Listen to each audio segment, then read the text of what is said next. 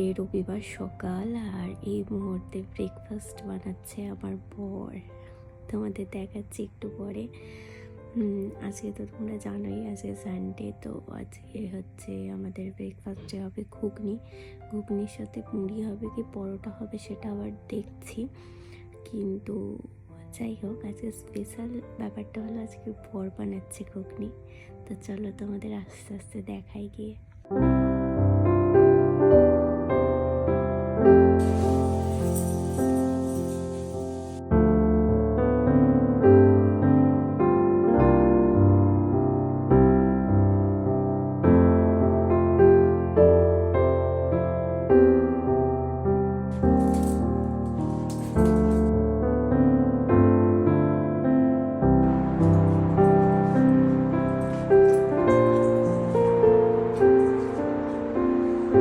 তোমাদের তো দেখালাম বর করলো ঘুগনি, আর আজকে বরকেই রিকোয়েস্ট করলাম ঘুগনিটা বানানোর জন্য, কারণ একভাবে একই হাতে রান্না খেয়ে খেয়ে আমারও জিভ পুরো একদম বোর হয়ে গেছে।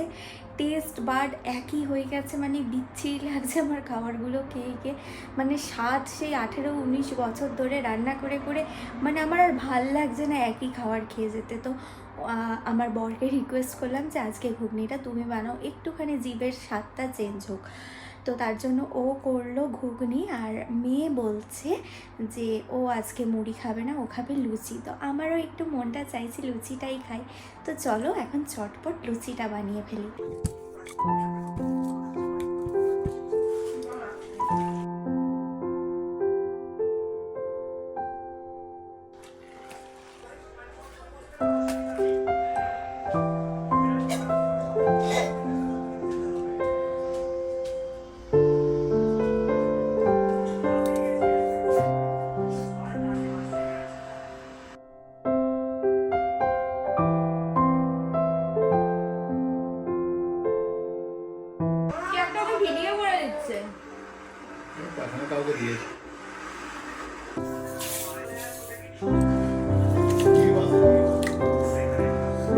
বাইরেতে সকালে আজকে আসিনি, তোমাদেরকে দেখাইনি, তাই ব্রেকফাস্ট কমপ্লিট করে একদম বাইরে চলে এলাম। ব্যালকনিতে দাঁড়িয়ে তোমাদের সাথে একটু গল্প করে নিই। ব্রেকফাস্ট তো আমাদের জমজমাট হলো।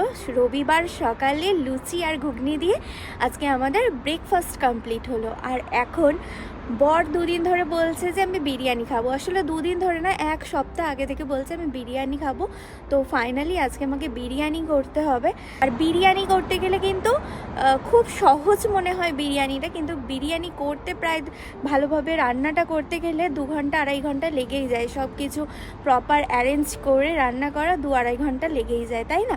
তো চলো সময় আর নষ্ট না করে এখন বিরিয়ানিটা বানিয়ে ফেলি।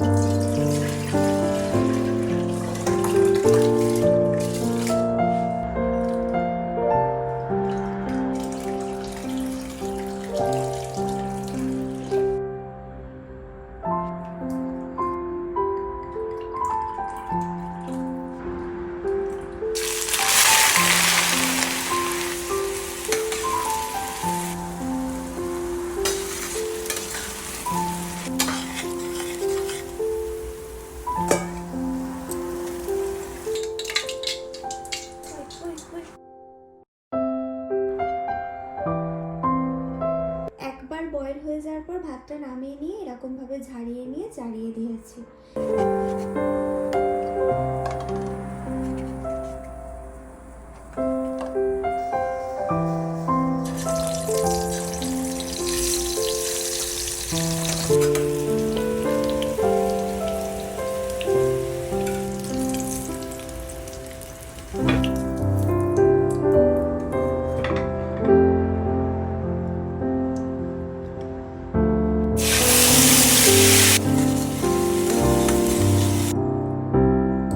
টক দই যখন যে কোনো তরকারিতে অ্যাড করবে তখন কিন্তু ঠান্ডা জায়গায় তরকারির কড়াটা বসিয়ে তার মধ্যে এরকমভাবে আস্তে আস্তে টক দইটা অ্যাড করবে, আর সঙ্গে সঙ্গে নাড়াবে না, তাহলে কিন্তু টক দইটা ফেটে যেতে পারে। যদি এইটাকে আমি গরম আঁচের ওপর বসিয়ে দিই না, তখন টক দইটা আবারও ফেটে যাবে, বুঝলে তো? তাই একটু সাবধানে, টক দই যখন তরকারির মধ্যে অ্যাড করবে একটু সাবধানে করো।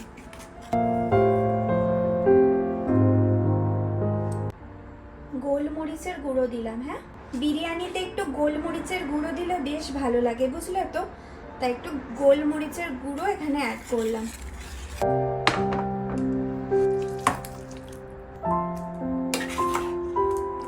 এখানে আমি এই লাজিজা বিরিয়ানি মশলাটা ইউজ করি। এটা কিন্তু তোমরা একবার ইউজ করে দেখতে পারো যারা ইউকেতে থাকো, খুবই ভালো এই বিরিয়ানি মশলাটা। আর হ্যাঁ, এটা কিন্তু কোনো প্রমোশন ভিডিও নয়, বিরিয়ানি মশলাটা ভীষণ ভালো, তাই তোমাদের সঙ্গে আমি শেয়ার করলাম।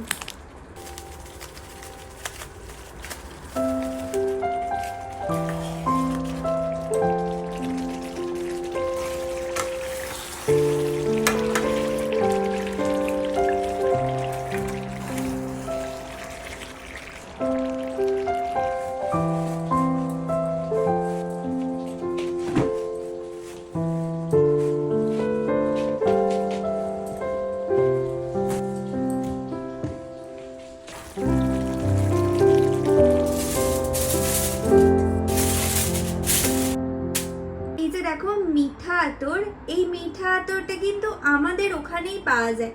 আমাদের ওখানে মানে কলকাতাতে পাওয়া যায়, ইন্ডিয়াতে আর কোথায় পাওয়া যায় আমার কোনো আইডিয়া নেই, কিন্তু কলকাতাতেই মিঠা আতরটা পাওয়া যায়। আমি ইউকেতে এসে এতবার মিঠা আতর খুঁজেছি, প্রত্যেকটা দোকানে একটা জায়গায়ও মিঠা আতর পাইনি। তাই তোমরা যারা কলকাতা থেকে ইউকেতে আসছো তারা প্লিজ সঙ্গে করে মিঠা আতরটা ক্যারি করো, কারণ এখানে এসে তোমাদের যদি কলকাতা স্টাইল বিরিয়ানি খেতে ইচ্ছা করে বা মন হয়, তখন কিন্তু মিঠা আতরের জন্য তোমরা কলকাতা স্টাইল যে বিরিয়ানিটা সেটা কিন্তু তোমরা মিস করবে। আসলে কি বলো তো, আমাকে বলার মতো কেউ ছিল না, আমি জানি তাই তোমাদেরকে বলে দিলাম এটা।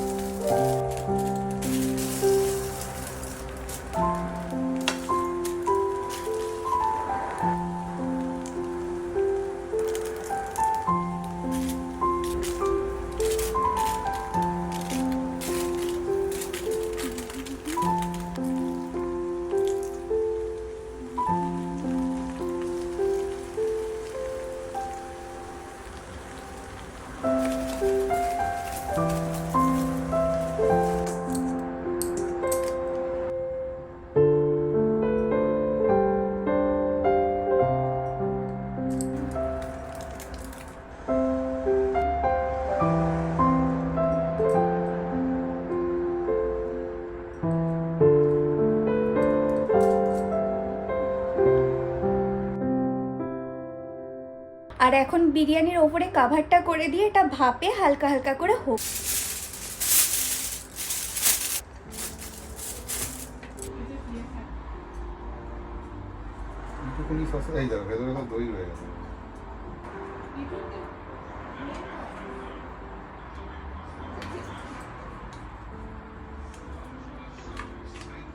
তোমারটাই সবার আগে বার করবে, খেয়ে বলবে কেমন হচ্ছে। ভালো।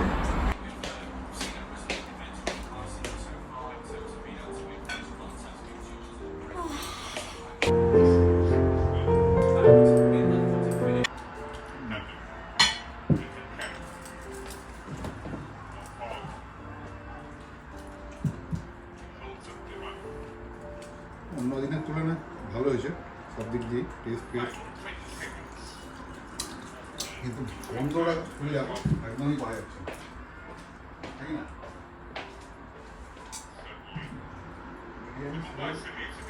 মশলা থেকে আসে না। চেষ্টা করলাম যে আমার ফ্যামিলির সাথে লাঞ্চটা কমপ্লিট করার। আসলে কি বলো তো, প্রত্যেক দিন মেয়েরা স্কুলে চলে যায়, বড় বড় অফিসে থাকে, তো তার জন্য একসাথে বসে খাওয়াটা হয় না। তো সানডেটা আমি ট্রাই করি যে সবাই মিলে একসাথে এক টেবিলে বসে খাওয়ার। তো আজকে বিরিয়ানি খাওয়া হয়ে গেল, আর বিরিয়ানি খেয়ে স্নান করে আমি একদম ফ্রেশ হয়ে চলে এসেছি। আর আজকে অনেক দিন ধরে যেটা হয়নি, আমার আইব্রোটা করা হয়নি, তো আইব্রোর অবস্থা দেখে বুঝতেই পারছো যে কি অবস্থা হয়ে আছে। এখানে যেমন আইব্রো করতে গেলে প্রচুর টাকা নিয়ে নেবে, মানে আমাদের ওখানে আইব্রো করতে গেলে আমরা আমাদের লোকাল পার্লারেই করি, তো 20 টাকা থেকে 30 টাকার মধ্যে আইব্রো হয়ে যায়। কিন্তু এইখানে আইব্রো করতে গেলে কি হয় বলো তো, 7 পাউন্ড 8 পাউন্ডের মতো আইব্রো নেবে, মানে 7 পাউন্ড মানে ওই 750 টাকা থেকে 850 টাকার কাছাকাছি। তো এটা আমার একটু গায়েই লাগে, তো আমি চেষ্টা করি আইব্রোটা যেন আমি ঘরেতেই নিজে নিজে করে নিতে পারি। তো চলো আইব্রোটা আজকে করতে হবে, তোমাদের সঙ্গেই নিয়ে আজকে আইব্রোটা আমি কিভাবে করি সেটা তোমাদেরকে দেখাই। তো দেখো আমি এই রকম ইকো ফেসিয়াল রেজার দিয়ে আমি আইব্রোটা কমপ্লিট করব। এই রেজারগুলো কেমন হয় তোমাদের একবার দেখাই। এই যে এরকম ধরনের হয় এগুলো, ধারটা বেশ অনেকটাই থাকে। 2 মাস যদি তুমি এটা দিয়ে কন্টিনিউ করতে চাও তো করতে পারো। তো চলো এখন আমি আমার আইব্রোটা কমপ্লিট করে নিই।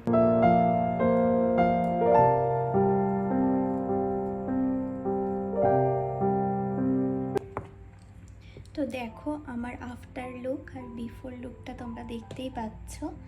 তো এগুলো আমার জন্য খুবই সুবিধা হয়, তোমরা যদি এখানে থাকো তো এরকম রেজার বাই করতে পারো। তো দেখো আমি সামনে থেকে দেখাচ্ছি তোমাদের, তোমরা জানিও তোমাদের কেমন লাগলো। দেখো এখন কিন্তু আমি আমার ডান দিক আর বাঁ দিক দুদিকের আইব্রোটাই নিজে নিজে কমপ্লিট করে ফেলেছি। আর তোমাদের কিন্তু আমি আগে দেখিয়েছিলাম বিফোর আইব্রো লুক কেমন লাগছে আর আফটার আইব্রো লুক তোমাদের কেমন লাগছে। তোমরা কিন্তু আমাকে কমেন্ট করে অবশ্যই জানাতে ভুলবে না। আর আজকের ব্লগটা আমি এখানেই এন্ড করছি। আশা করছি তোমাদের সবাইকার আজকের ব্লগটা ভালো লেগেছে।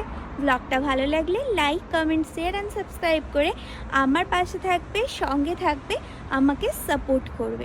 আরও একটা নতুন ব্লগ নিয়ে তোমাদের কাছে চলে আসবো খুব তাড়াতাড়ি। আজকের মতো টাটা।